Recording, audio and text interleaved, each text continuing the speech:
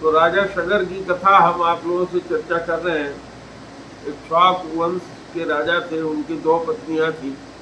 एक पत्नी के पेट में राजा सगर आए हुए थे, जो बाद में राजा हुए।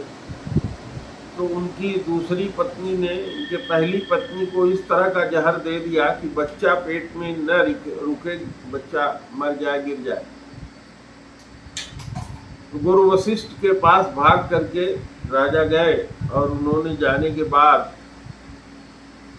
अपने गुरु से निवेदन किया कि महाराज, खानदान डूब जाना चाहता है, आप देखिए। तो उन्होंने देखा तो उनको पता लगा कि ये विष दिया गया है, और उन्होंने ये भी देख लिया कि पेट में जो बच्चा आया है, इसी के चलते आगे माँ गंगा का अवतरण होगा, क्योंकि वो तो भगवान ब्रह्मा के पुत्र थे, सब जानते थे। तो उन्होंने अपने प्रभाव से उस बच्चे को इस तरह का आशीर्वाद दिया कि वो विष के सहित, विष उसको दिया गया था, उसके बाद भी वो मरा नहीं और जिंदा पैदा हुआ। तो उसी तरह से हम लोग जितने भी लोग हैं, स्त्री पुरुष, संसार के सारे जीव, सब हम लोगों के खाने के साथ ही विष हमारे खाने में जाता है। आप चाहे कोई भी चावल खाइए, कोई भी गेहूं की रोटी खाइए, कोई न कोई तरह का विष हमारे शरीर में बनता है, जिसको ऑक्सीडेंट, एंटीऑक्सीडेंट लेने की आवश्यकता होती है, जिसको ऑक्सीडेंट कहते हैं। जो विष होता है, गरल होता है, जिसके कारण उनका नाम सगर पड़ा था। जो गर के सहित, गर माने विष, जो विष के सहित पैदा हुआ हो वो हुआ सगर। तो हम सब लोग सगर हैं। भगवान हमको ऐसी क्षमता दे करके भेजा है कि हम जो भी खाना खाते हैं उसमें जो भी विष होता है उसको शरीर निकाल करके बाहर कर देता है। अगर वो विष हमारे शरीर में बचा रहता है तो हमारे लिए विष का कार्य धीरे धीरे वो करता है, जिससे नाना प्रकार की बीमारियां पैदा होती हैं। आदमी के अंदर मोटापा पैदा होता है, डायबिटीज हो सकती है, ब्लड प्रेशर बढ़ सकता है, थायराइड उसको हो सकता है, नाना प्रकार की बीमारियां। और सबसे कॉमन उसमें है यूरिक एसिड का बढ़ना, यूरिक एसिड बढ़ता है। ये सब नाना प्रकार की बीमारियां हमारे खाने से ही हमारे शरीर में जो विष पैदा होता है वो निकलता नहीं है, इसके कारण पैदा हो जाती है। हमारे घुटनों में दर्द होना, अर्थराइटिस जिसको हम लोग कहते हैं। तो जब हम हर्बल लाइफ में आते हैं और यहाँ जो अफ्रेश है, चाय की जगह जब हमने इसको बदल लिया, तो उस अफ्रेश में जो निर्विषीकरण का गुण रखने वाला तत्व है वो हमारे चाय के साथ, हमारे अफ्रेश के साथ जब हम पीते हैं वो पेट में जाता है, तो खून के साथ मिल करके वो जो विष पैदा होता है शरीर का, उसको हमारे पेशाब के रास्ते से या लैट्रिन के रास्ते से बाहर निकाल देता है।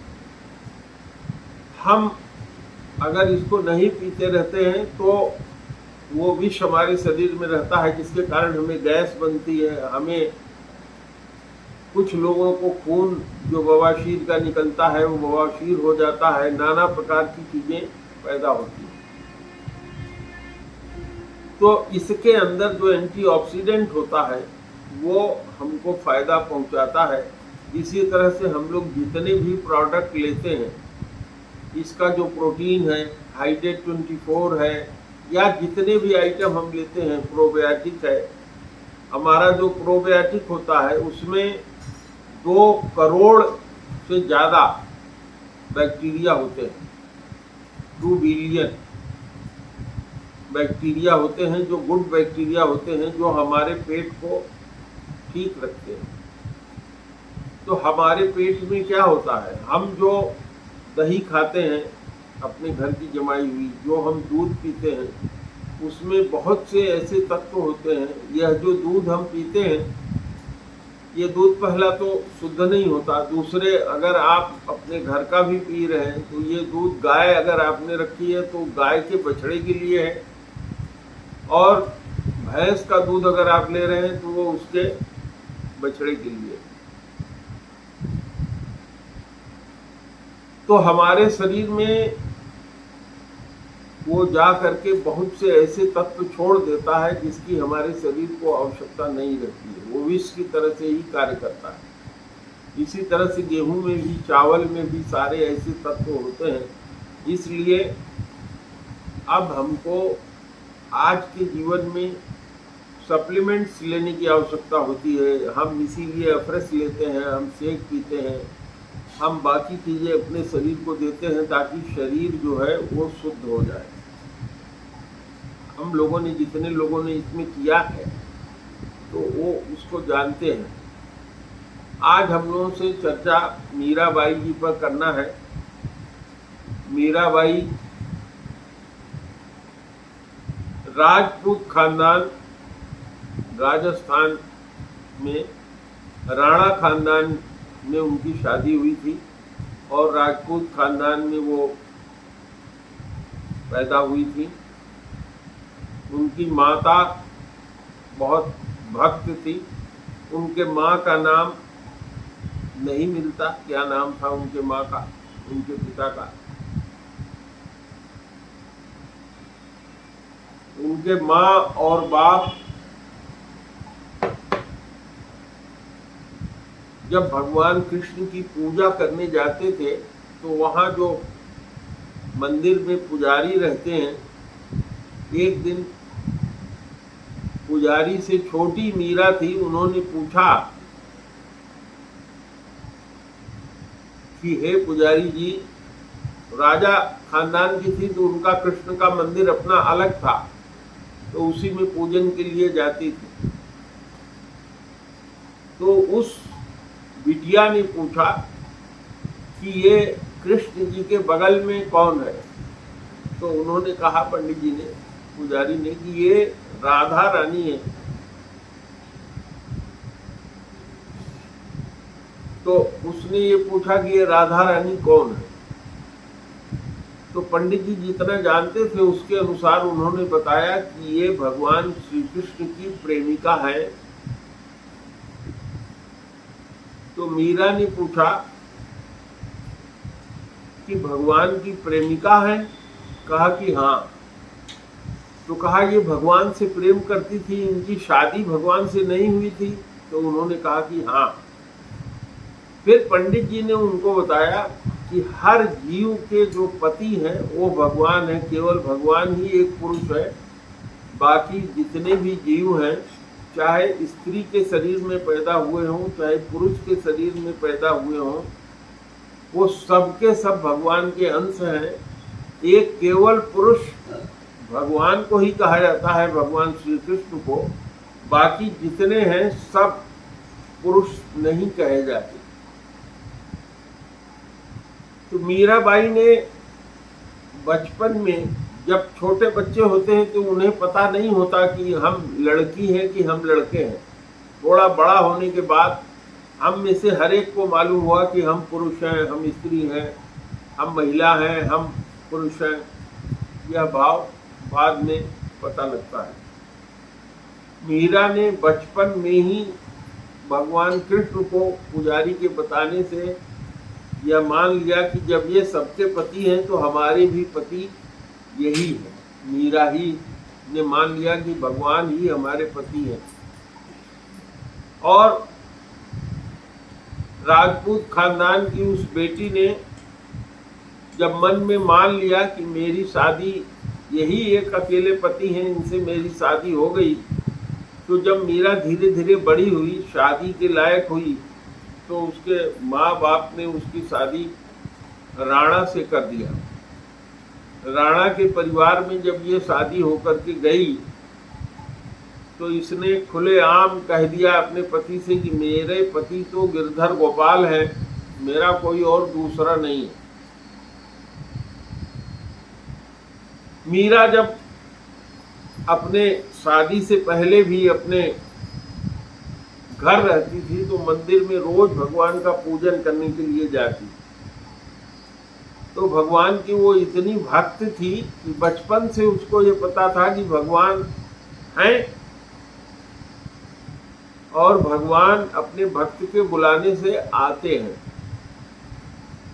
हम लोगों के साथ क्या स्थिति है, हम लोग ये जानते हैं कि ठाकुर जी को तो हम घर में रखते हैं, लड्डू गोपाल को अपने घर में हम पालते हैं, रखते हैं, लेकिन उनको मूर्ति समझते हैं। ये मूर्ति है। राधा रानी और भगवान ठाकुर जी को, लड्डू गोपाल को हम भी रखते हैं, और भी मूर्तियां हमारे यहाँ, भोग भी लगाते हैं, लेकिन हम लोगों के मन में ये रहता है कि ये लड्डू गोपाल जी या ठाकुर जी या गुरु जी जिनकी मूर्ति हम रखे हैं, ये खाते नहीं हैं। ये कहीं न कहीं मन में बैठा हुआ है। हमने बचपन से ये देखा है कि हमारे माता पिता ने, पुजारी ने इस तरह से भोग लगा लिया, घंटी बजा दी और ये मान लिया कि भगवान ने ग्रहण कर लिया। कहीं मंदिर में पर्दा लगा देते हैं, कहीं वैसे मान लेते हैं आंख बंद करके कि भगवान ने भोग को ग्रहण कर लिया है।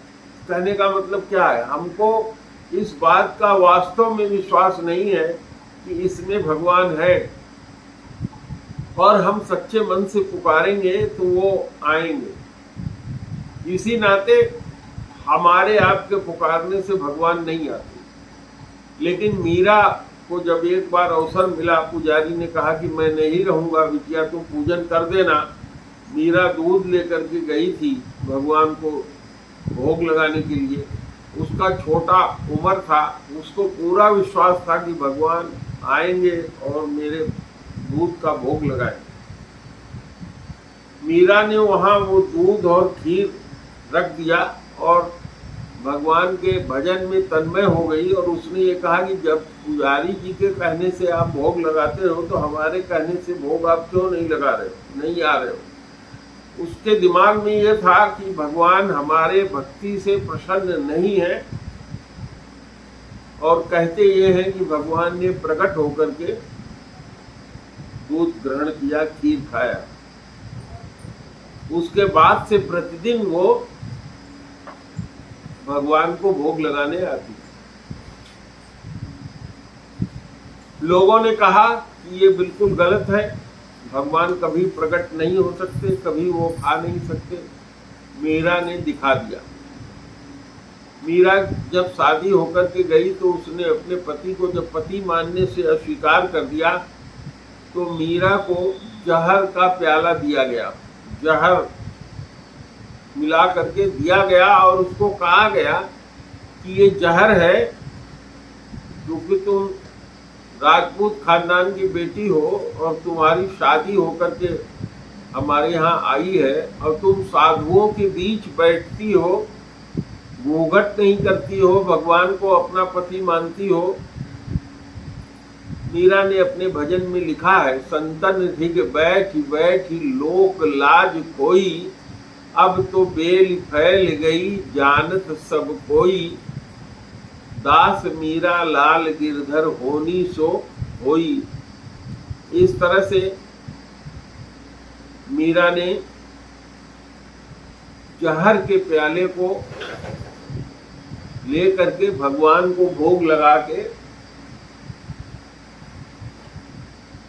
और उसने ग्रहण कर लिया। जो राणा जी थे उनके पति, उनके पास खबर पहुंचाई गई कि मीरा पी लिया और मीरा मरी नहीं। उनको विश्वास नहीं हुआ, उनको ये लगा कि निश्चित रूप से मीरा को जो विष दिया गया वो उसे नहीं दिया गया, बदल दिया गया। क्योंकि उस समय राजाओं के परिवार में सामान्य रूप से इस तरह की घटनाएं होती रहती हैं। बड़े परिवारों में, राजाओं में लोग बचा लेते थे, भगा देते थे कि भाग जाओ घर छोड़ करके, तुम्हारे बाप तुम्हें मार डालना चाहते हैं या तुम्हारे पति तुम्हें नहीं चाहते हैं, मार डालना चाहते हैं। तो उन्होंने अपने सामने फिर से संखिया का जहर मिला करके अपने हाथों से दिया। मीरा ने जब वो विष ग्रहण कर लिया, उसके बाद भी वो मरी नहीं। फिर उसने राणा जी का महल छोड़ दिया, क्योंकि वो पहले से भी उनको अपना पति नहीं मानती थी। और वहां से वो गुरु करने के लिए, उसने सुना था कि बिना गुरु के ज्ञान नहीं होता, यद्यप भगवत की प्राप्ति हो गई थी, फिर भी वो वहां से चल करके काशी में आई। काशी में संत रविदास जी बहुत बड़े संत थे उस समय के। संत रविदास जी से उन्होंने, मीरा ने मंत्र लिया। संत रविदास जी का आज भी बहुत बड़ा मंदिर और स्थान वाराणसी में है। बीच में जब वहाँ के राजा थे, एक बार की घटना है संत रविदास जी के संदर्भ में कि एक पंडित जी जो राजा के राज पुरोहित थे, वो रोज गंगा स्नान करने जाते थे। ये उस समय की बात है जब अनुसूचित जाति और छोटी बिरादरी के लोगों को गंगा जी में स्नान करने का परमिशन नहीं था। तो जब पंडित जी स्नान करने जा रहे थे तो संत रविदास ने पूछा, महाराज स्नान करने जा रहे हैं? तो उन्होंने कहा कि हाँ। तो संत रविदास ने उस राज पुरोहित से, देखिए आज रविदास जी का नाम है लेकिन उस पुरोहित का नाम कोई नहीं लेता, न कहीं इतिहास में उनका नाम लिखा है कि वो पुरोहित कौन थे। पुरोहित जी से कहा कि आप जा रहे हैं तो माता गंगा को मेरा प्रणाम कहिएगा और कहिएगा कि रविदास ने आपको प्रणाम भेजा है।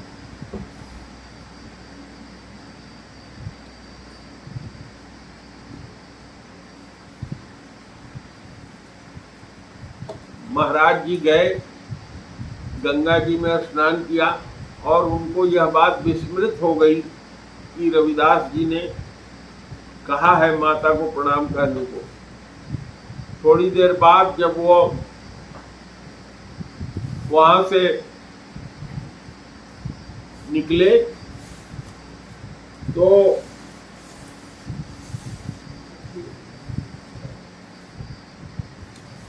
उनको फिर से याद आया और याद आने के बाद वो मीरा जी के गुरु संत रविदास की बात कहने के लिए गंगा जी में घुटने भर पानी में जा करके उन्होंने हाथ में गंगा जी का जल उठा करके कहा, हे गंगा मैया, आपको वो रविदास जो संत है, अपने को संत कहता है, उसने प्रणाम भेजा है। और गंगा जी से आवाज आई और गंगा जी में से एक हाथ बाहर निकला जिसमें एक कंगन था। गंगा जी ने स्पष्ट शब्दों में कहा कि ये मैं कंगन दे रही हूँ, ये सामान दे रही हूँ, इसको ले जा करके मेरे भक्त को दे देना। पंडित जी ने जब देखा कि ये तो अद्वितीय कंगन है तो स्नान वो करे ही थे, उसको ले जाकर के संत रविदास को नहीं दिया और सीधे महाराज बनारस के दरबार में गए कि हम उनको देंगे तो हमें इनाम मिलेगा, मेरा बहुत नाम होगा। जैसे वो लेकर के राजा के यहाँ गए, राजा को उन्होंने दिया, महाराज बनारस ने उसको लिया,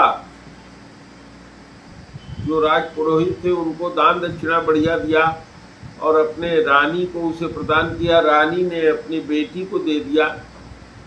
बेटी ने अपनी माँ से कहा कि माँ, ये एक अकेला कंगन किस काम का, एक हाथ में मैं पहन के क्या करूँगी, दूसरा कंगन भी मुझे मंगा दो। महारानी ने राजा से कहा, महाराज से कहा, महाराज ने अपने राज पुरोहित से कहा कि जहाँ से कंगन लाए हो वहाँ से दूसरा कंगन ला दो। राज पुरोहित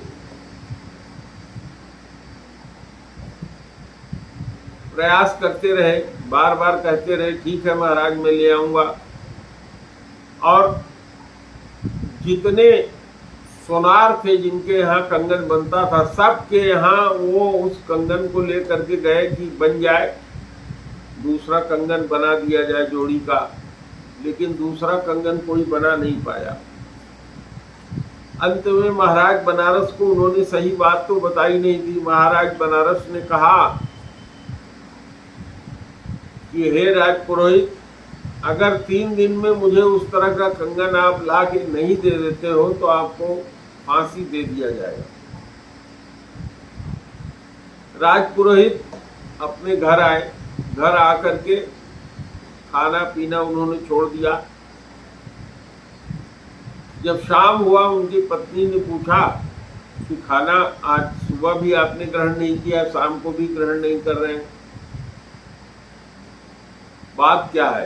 पहले तो उन्होंने छिपाया, लेकिन फिर उन्होंने कहा कि पत्नी को बता दें। पत्नी को उन्होंने बताया कि ऐसी ऐसी घटना है, मैं स्नान करने जा रहा था और रविदास जो मोची है जात का, जो कठवत में, काठ की कठवत में पानी रखता है और उसी पानी में चमड़ा भिगाए रखता है और लोगों के आने जाने वालों के चप्पल सिलता रहता है और राम राम भगवान का भजन गाता रहता है। उसने मुझसे कहा कि गंगा जी को प्रणाम कह देना, और ऐसी ऐसी घटना हुई। मैं दोबारा लौट के गया, गंगा जी को उसका प्रणाम बताया। गंगा जी से एक हाथ निकला और उसने एक कंगन दिया। मेरे मन में लालच आ गया, मैंने वो कंगन ले जा करके राजा को दिया। सारी घटना उन्होंने अपनी पत्नी को बता दिया। पत्नी ने कहा, इसमें कौन सी बात है? जिस आपने पहले तो गलती किया, कंगन गंगा भैया ने दिया था, उनको देने के लिए तो आपको ले जा करके दे देना चाहिए था। आपने गलती किया है, इसमें दो राय नहीं है। इस गलती का निदान यही है कि आप संत के पास जाइए। अब इनको लगने लगा कि मैं जात से ब्राह्मण हूँ, राज पुरोहित हूँ, ब्राह्मण हूँ, मोची के पास कैसे जाऊंगा, अपनी बात कैसे रखूंगा, हेठी लग रही थी। उनके पास, संत रविदास के पास जाने में उनको आंच लग रहा था, अपनी बेइज्जती महसूस हो रही थी। उनको ये समझ में आ रहा था कि मैं मर जाना पसंद करूंगा, लेकिन रविदास जी के यहाँ नहीं जाऊंगा। अंत में उनकी पत्नी गई रविदास जी के यहाँ। पंडित जी का तो अभिमान इतना था कि वो नहीं गए। पत्नी गई, उसने जा करके रविदास जी के सामने हाथ जोड़ करके कहा कि आप कौन हैं? कोई महापुरुष है? मैं जानती नहीं, लेकिन आपने हमारे पति को, गंगा जी को प्रणाम करने को कहा था और गंगा मैया ने आपके लिए एक कंगन दिया था। वो कंगन हमारे पति ने आपको न देकर के चोरी किया आपसे और ले जा करके महाराज को दिया। महाराज की बेटी ने दूसरा कंगन बनाने के लिए कहा, दूसरा कंगन मिला नहीं। परसों हमारे पति को फांसी हो जाएगी, अगर आप बचा सकिए तो बचाइए।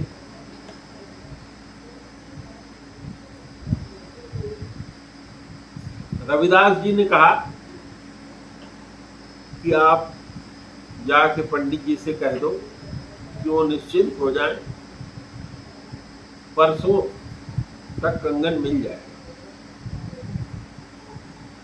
जब परसों वाला दिन आया तो पंडित जी को लेकर के उनकी पत्नी संत के पास गई। उनके पत्नी ने तो समझ लिया था कि ये कोई महापुरुष है, उनको प्रणाम किया,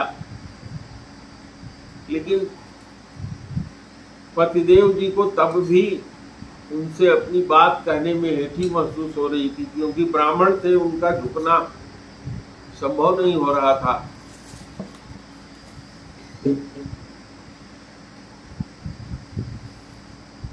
कहते हैं कि संत रविदास ने जिस कठवत में चमड़ा भिगा के रखते थे, जिसमें वो जूता भिगाते थे सिलने के लिए, जूता मुलायम हो जाए, चमड़े का जूता पहले बनता था, उसी में हाथ डाल करके उन दोनों पति पत्नी के सामने कहा कि हे गंगिया, दूसरा कंगन दो।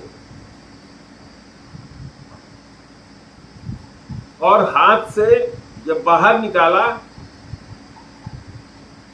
तो दूसरा कंगन पंडित जी महाराज को दे दिया। पंडित जी लेकर के गए, राजा को उन्होंने दिया और लौट करके आने के बाद उन्होंने संत रविदास से दीक्षा लिया। तो मीराबाई ने ये सुन रखा था। मीराबाई राजस्थान से संतों के साथ चल करके रविदास जी से मिलने आई और रविदास जी से उन्होंने दीक्षा लिया। यह बात सुन करके काशी के जितने ब्राह्मण थे, जितने क्षत्रिय थे, जो सवर्ण बिरादरी के या अन्य लोग थे, उनको बहुत अपमान महसूस हुआ और उन लोगों ने संत रविदास को मरा जान करके ही छोड़ा। इतना उनको मरा जान करके ही उनको छोड़ा और उनकी लाश को गंगा जी में ले जा करके डाल दिया। जहां लोग उनको नहाने जाने नहीं देना चाहते थे, छूने नहीं देना चाहते थे, उसी गंगा जी में ले जा करके डाल दिया। और संत रविदास मरे नहीं थे, वो वहां से छोड़ करके पंजाब चले गए। काशी छोड़ दिया उन्होंने। पश्चिमी उत्तर प्रदेश, पंजाब और पटियाला में वो चले गए रविदास जी। ऐसे महान संत की शिष्या थी मीराबाई। मीरा अपने धुन की, अपने विश्वास की पक्की थी और आज भी मीरा को राधा जी के बाद माना जाता है। और आप लोग सुने ही हैं कि राधा का भी श्याम और मीरा का भी श्याम। तो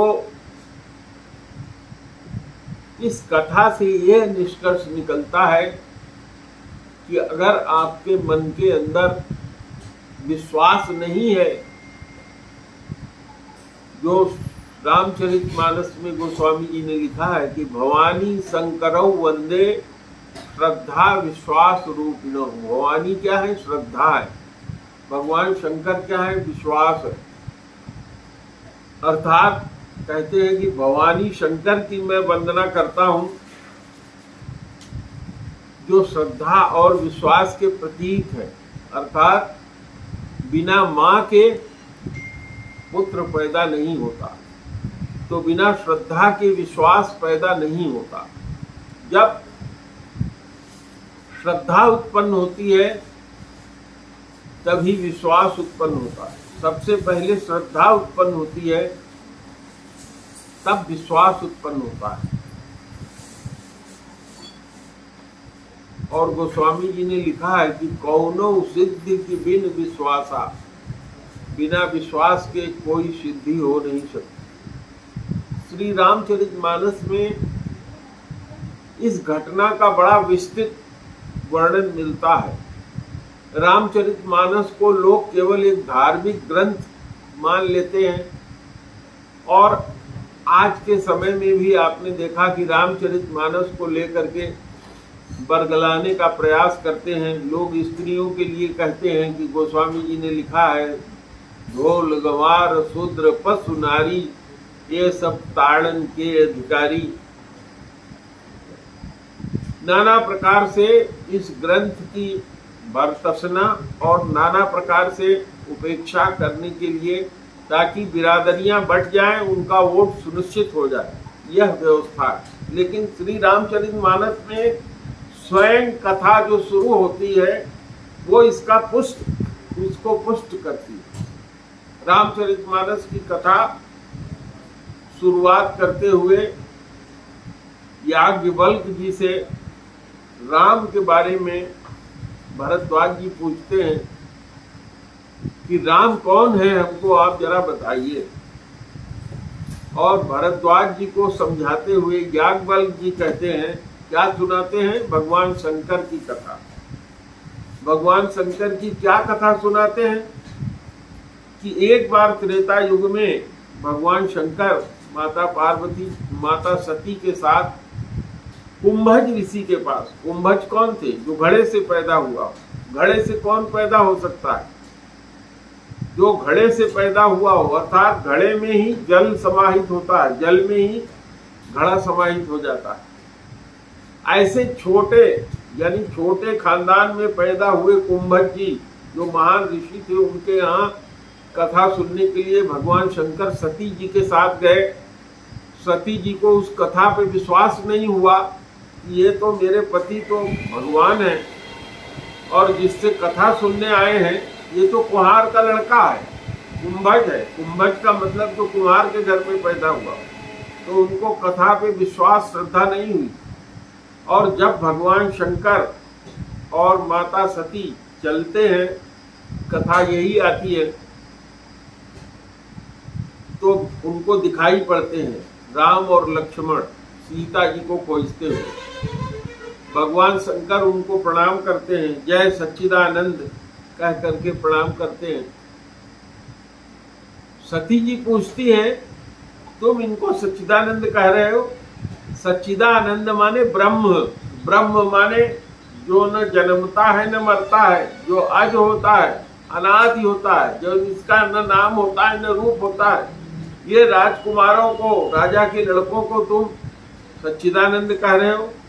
भगवान शंकर ने कहा सती जी से कि हाँ, ये वही है जिनकी मैं पूजा करता हूँ, जिनकी कथा सुनने तुम गई थी कुंभज के पास। सती जी को विश्वास नहीं हुआ। जब सती जी को विश्वास नहीं हुआ, हम आप सबके परिवार में यही स्थिति है, पति की बात पत्नी नहीं मानती और पत्नी की बात पति नहीं मानता। तो भगवान शंकर ने कहा, जैसा हम आप करते हैं कि भाई तुम्हें विश्वास नहीं हो रहा है तो जाकर के परीक्षा क्यों नहीं ले लेते। लेकिन परीक्षा लेने के लिए थोड़ा सावधान रहना। भगवान शंकर ने समझाया, उसके बाद भी सती जाती हैं, परीक्षा लेती हैं और अपने दिमाग से परीक्षा लेती हैं, जिसमें वो ठगी जाती हैं। भगवान शंकर की कही बात सही सिद्ध होती है। माता सती को परिणाम स्वरूप अपना शरीर जलाना पड़ता है, क्योंकि उन्हें अपमान महसूस होता है। भगवान शंकर उनका त्याग कर देते हैं, पत्नी के रूप में नहीं रखते, क्योंकि उन्होंने सीता का रूप धारण किया। यही सती मरते समय भगवान से, उन्हीं भगवान से, भगवान राम से यही वर मांगा कि मुझे फिर से स्त्री शरीर मिले और मैं, मेरा पति शंकर जी ही हो, जो पार्वती के रूप में पैदा हुई। और वही पार्वती कथा सुनती है भगवान शंकर से कि मुझे राम की कथा सुनाइए, क्योंकि उस जन्म में मैं कथा समझ नहीं पाई थी। इस जन्म में राम कौन है वह मुझे बताइए। तो ये कथा क्या है? ये कथा बताती है कि श्रद्धा जब तक उत्पन्न नहीं होगी, श्रद्धा उत्पन्न नहीं हुई सती जी के मन में राम के प्रति कि ये वही भगवान है, परिणाम बहुत दुखद हुआ। तो जब तक हम सब आप लोग भगवान को भगवान नहीं मानेंगे, श्रद्धा नहीं उत्पन्न होगी कि हाँ इनके नाम में वो शक्ति है, जो शक्ति इनके शरीर में है वही इनके शक्ति इनके नाम में है, इनके रूप में है, इनके गुण में है, इनके लीला में है, इनके धाम में है, इनके परिकर में है। जब तक आपको विश्वास नहीं होगा, और उस विश्वास के लिए पहले आपको क्या करना होगा? श्रद्धा उत्पन्न करनी होगी। हमारे मन में श्रद्धा कैसे आती है? हमारी माँ ने हमसे बताया कि ये तुम्हारे पिता है। बचपन से हमने उनको पिता कहना शुरू कर दिया। हम कोई प्रमाण माँ से नहीं पूछे कि कैसे मेरे ये पिता हो गए। श्रद्धा उत्पन्न हो गई पिता के प्रति, और हम उनको पिता का स्थान देते रहे। और उसके बाद क्या उत्पन्न हुआ? विश्वास उत्पन्न हुआ। तो पहले श्रद्धा उत्पन्न होती है, फिर विश्वास उत्पन्न होता है। बिना श्रद्धा के विश्वास नहीं होता। हम लोगों को पूरी श्रद्धा होनी चाहिए कि हमारे अगर ये गुरु हैं, हमने गुरु माना है, तो गुरु किसी का ये शरीर गुरु नहीं होता है, गुरु एक तत्व है। आपको लग सकता है कि हमारे गुरु तो उसी तरह से शौच जाते हैं, उसी तरह से खाना खाते हैं। आपको ये भी लग सकता है कि हमारे अंदर बहुत से ऐसे गुण हैं, मैं उनसे ज्यादा गुणी हूं अपने गुरु से, और मेरे अंदर अवगुण कम है। लेकिन जैसे ही यह भाव आपके मन के अंदर आएगा, आप की श्रद्धा खत्म हो जाएगी अपने गुरु के प्रति, अपने माँ के प्रति, अपने बाप के प्रति। आप इस पर विचार करके देखिए। जैसे ही श्रद्धा खत्म हो जाएगी, विश्वास खत्म हो जाएगा, और आदमी का क्या हो जाएगा? पतन हो जाएगा। तो मीराबाई ने यह सुनने के बाद कि गुरु से गुरु मंत्र लिया जाता है, संत रविदास के पास चल करके गई और रविदास से उन्होंने मंत्र ग्रहण किया। रविदास जी ने उनको राम राम करने का यद्यप मंत्र दिया। यद्यपि वो भक्त थी, भगवान कृष्ण की कथा आती है, उसी समय तुलसीदास जी भी हुए थे। मैं आप लोगों को स्पष्ट कर देना चाहता हूं कि हमारे यहाँ एक श्लोक है, अननुनास चिंतयन्ते माम ये जनाः पर्युपासते तेषां नित्याभियुक्तानां योगक्षेमं वहाम्यहम्। अनन्य भाव से आदमी को रहना चाहिए। अनन्य का मतलब होता है अन्य नहीं।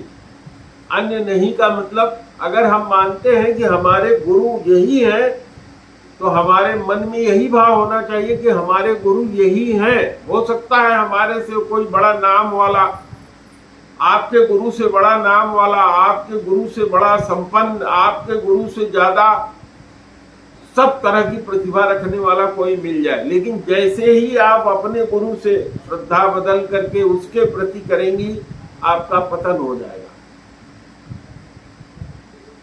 तो यह होती है श्रद्धा। अब मैं इसी में एक और छोटी सी कथा आप लोगों को सुनाना चाहूंगा। ये बिल्कुल सत्य है। एक व्यक्ति एक दिन शौच करने गया था, और शौच करते हुए उसने देखा कि तालाब में एक बगुला है और बिल्कुल ऐसे निश्चल खड़ा है। जैसे मछली दिखाई पड़ी, गप से उसने अपना फोड़ डाला और मछली को पकड़ लिया। उसके मन में ये आया कि देखो, ये बगुला मछली को पकड़ लेता है। उसके मन में आया कि अगर हम अपने मुंह से तलवार फेंक करके, हाथ से और मुंह से जबान से अगर तलवार पकड़े तो अच्छा होगा। उसने उस बगुले को अपना गुरु मान लिया। बगुले को गुरु मान करके वो गया और उसने छोटा छोटा पहले चक्कू फेंकना शुरू किया। उस चक्कू को मुंह खोल के जीभ से पकड़ता था, थोड़ी ऊंचाई से। फिर धीरे धीरे समय आया कि जब वो पूरी तलवार 5 केजी की ऊपर फेंक देता था और जीभ निकाल के पकड़ लेता था। जब उसके अंदर ये भाव आ गया और लोग उससे पूछते कि तुम्हारा गुरु कौन है, तो कहता था मेरा गुरु बगुला है। कुछ दिन के बाद लोगों ने कहा, अरे बेवकूफ, बगुला तो पक्षी है, तुम मनुष्य हो और तुम्हारे अंदर जो ये गुण आया, तुमने अभ्यास किया, बार बार चाकू फेंका, ऊपर से नीचे आया, लोकते रहे, ये तुम्हारा अभ्यास था जिसके कारण तुम हो गए। गुरु के नाते कुछ नहीं, केवल तुम्हारे अभ्यास से हुआ। पहले उसको विश्वास नहीं होता था, नहीं मानता था, वो सबसे कहता था कि मेरा गुरु बगुला ही है। एक बार बहुत बड़ी प्रतियोगिता हुई जिसमें इसको बुलाया गया कि तलवार फेंक के ये पकड़ेगा, और तब इसके मन में आ गया कि हाँ, ये मेरी अपनी क्वालिटी है। मैं जो कुछ भी कमाता हूँ, मैं अपने मेहनत से, अपने बुद्धि से, अपने विवेक से, अपने उससे कमाता हूँ। मेरा गुरु बगुला कैसे हो सकता है। उस दिन वो गया और जैसे ही उसने तलवार ऊपर फेंकी, तलवार गिर करके वो गर्दन अपना ले गया कि पकड़ ले जीभ से, जीभ तो छोड़ दो, जीभ बिल्कुल कट गई, गर्दन कट गया और वो उसी समय खत्म हो गया। तो जैसे व्यक्ति की श्रद्धा डगमग होगी, उसका विश्वास डगमग होगा, वैसे उसकी सिद्धि भी चली जाएगी। इसीलिए गोस्वामी जी ने लिखा है कि कौनो सिद्धि की बिन विश्वासा। तो जिस पे आप विश्वास करिए उसके साथ अनन्य रहिए, अन्य ना हो। यानी हमारे गुरु यही है तो यही है। हम राम को मानते हैं तो राम ही हमारे भगवान है। अगर कोई मानता है कि गुरु ही हमारे भगवान है तो कोई भगवान को और मानने की आवश्यकता नहीं है। तो ये अनन्यता होनी चाहिए। अगर ये अनन्यता नहीं है, मन दो चीज पे अगर जाता है, एक चीज से हट करके दूसरी चीज पे जाता है, तो आपको कभी कोई सिद्धि नहीं मिलेगी। आपकी साधना जीवन में कभी सफल नहीं होगी। इसलिए हमको अपने जीवन में मीराबाई का उदाहरण लेकर के अपने जीवन को सफल बनाना चाहिए। यह तो सत्य है कि भगवान या गुरु दिखाई नहीं पड़ता, एक शरीर में होता है। लेकिन अगर उसने ये कहा है कि आप इस तरह से राम राम जपिए, तो उसके कहने का और किसी और व्यक्ति के कहने का दोनों में अंतर होता है। क्या अंतर होता है? राम तो वही है, राम का नाम भी वही है, और बचपन से हम लोग राम राम सबको करते हैं। तो फिर हम गुरु के पास क्यों जाए? क्यों जाए हम गुरु के पास? क्योंकि गुरु के पास भी जाएंगे तो गुरु यही कह देता है राम रामाय नमः, या राम राम कहो या सीता राम कहो, इसी तरह का मंत्र गुरु दे देता है। तो ये कौन सी बात हो गई? ये कौन से गुरु हैं? हम तो बचपन से ही जानते हैं कि राम राम हमें कहना चाहिए। तो हमें गुरु की बात क्यों माननी चाहिए? हमें गुरु की बात माननी इसलिए चाहिए कि गुरु ने उस राम नाम को सिद्ध किया है। जिस राम को वो दे रहा है, उस राम के बारे में वो जानता है। उसने पहले विश्वास किया, श्रद्धा किया, विश्वास किया, उस राम के बारे में जाना। क्या आप बुझे हुए दीपक से कोई दीपक जला सकते हैं? अगर कोई दीपक जल रहा है, एक दीपक है जल रहा है, उसमें लौ है, तो दूसरे दीपक में बत्ती अगर साज के ले आएंगे, उस दीपक से लगा देंगे तो वो भी बत्ती जल जाएगी। लेकिन अगर बुझा हुआ दीपक है और उसके साथ आप ले जा करके दूसरा दीपक ले जाएं, तो धुआं निकल सकता है लेकिन लौ नहीं निकलेगी, रोशनी नहीं होगी। इसीलिए श्रोत्रिय ब्रह्मनिष्ठ गुरु होना चाहिए। गुरु करने से पूर्व श्रोत्रिय और ब्रह्मनिष्ठ गुरु होना चाहिए। श्रोत्रिय का मतलब होता है कि जो प्रैक्टिकल किया हो अपने जीवन में, उसने राम राम किया हो। और ब्रह्मनिष्ठ का मतलब कि वास्तव में ब्रह्मनिष्ठ हो, उसने उस ब्रह्म का साक्षात्कार किया हो, अपने हृदय में महसूस किया हो कि हाँ ये भगवान, ये ब्रह्म है। ऐसा ही व्यक्ति यदि गुरु होगा, या ऐसे ही व्यक्ति में यदि आपकी श्रद्धा होगी और निरंतर होगी, तो भी आपको सिद्धि मिलेगी। कथा में मैंने आपको सुनाया कि बगुले जैसा जीव, जिसने कोई शिक्षा नहीं दिया उस प्राणी को, उस व्यक्ति को, उस जीव को, लेकिन वो गुरु केवल मानता रहा। तो गुरु एक तत्व होता है। इसी तरह से जिसको आप भगवान मानते हैं वही एक शक्ति है। अगर आपको पूरा विश्वास है कि इसमें भगवान है, तो वहाँ भगवान है। कोई ऐसी जगह नहीं है जो भगवान से रिक्त हो।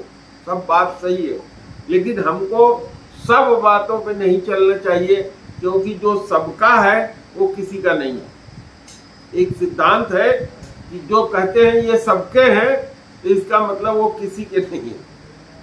जो सबका है वो किसी का नहीं। तो श्री राम जय राम, जय जय राम, जय सिया राम, जय जय सिया राम।